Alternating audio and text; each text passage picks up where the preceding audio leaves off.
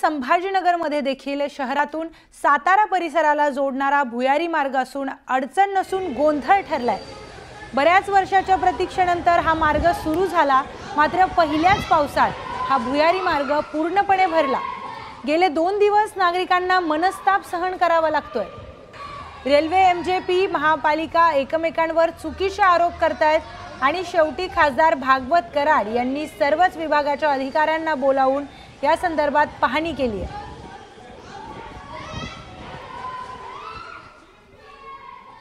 तर या संदर्भातील अधिक माहिती घेऊयात। आपले प्रतिनिधी सिद्धार्थ गोदाम थेट छत्रपती संभाजीनगर मधून आपल्या सोबत जोडलेले आहेत। सिद्धार्थ, छत्रपती संभाजीनगर मध्ये एक भुयारी मार्ग आहे जो नवीनच बनलेला आहे आणि त्याला 2च दिवसात तो पाण्याने भरलेला आहे। नागरिक संतप्त झालेले आहेत, काय तिथले अपडेट्स आहेत?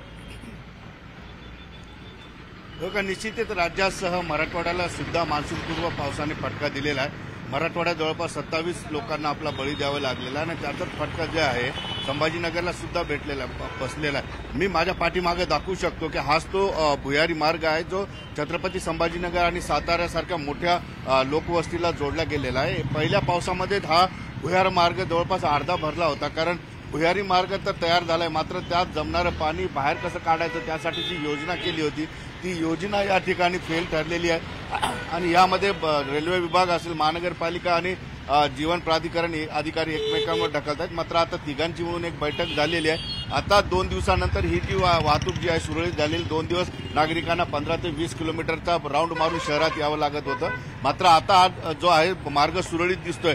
मात्र हा मार्ग कधी बंद पडू शकतो, कारण जे काही पाणी काढण्याचा मार्ग आहे ती योजना पूर्णपणे वर आहे आणि पाणी खाली साचलेलं, त्यामुळे पाणी जाऊ शकत नाही। ही कुठेतरी मोठी तांत्रिक चूक या बांधकामामध्ये झालेली आहे। मात्र आता ती चूक दुरुस्त करण्यासाठी 3-4 विभागाचे अधिकारी एकत्रित येऊन त्यांनी बैठक सुद्धा या ठिकाणी केलेली आहे। मात्र आता जरी पाऊस पडला 10-15 मिनिटं तरी हा मार्ग पूर्णपणे बंदच होणार आहे, कारण जी काय चूक झालेली ती दुरुस्त झाली नाही, तिला व्हायला 15 ते 20 वर्ष महिने एखादा महिना सुद्धा या ठिकाणी लागू शकतो। त्यामुळे पाऊस पडला की हा मार्ग बंदच होणार।